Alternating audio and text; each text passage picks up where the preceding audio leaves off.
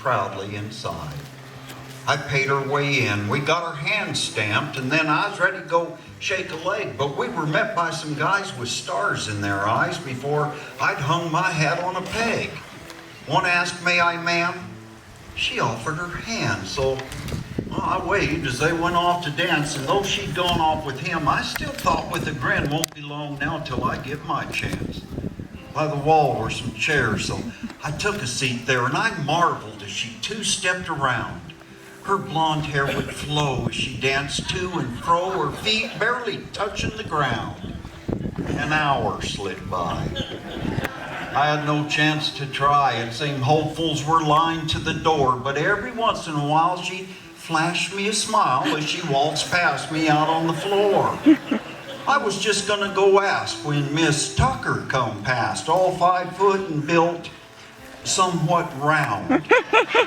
She insisted one whirl, and I'll tell you that girl partner flung me plumb out of town.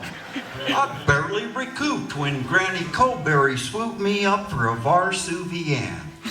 Then a schottish with Trish, who was once quite a dish, but all things up someday fall down.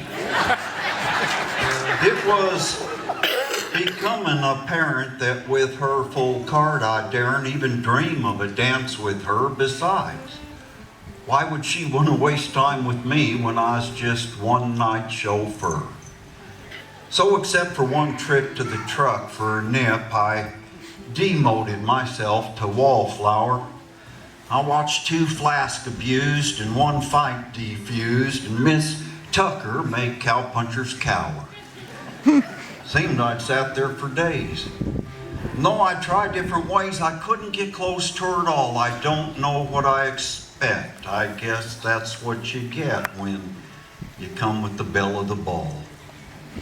I wished I'd have stayed at the ranch when the band yelled, "Last dance!" When I turned to see standing right there by a whole herd of men doing their best to crowd in was that gal with the pretty blonde hair.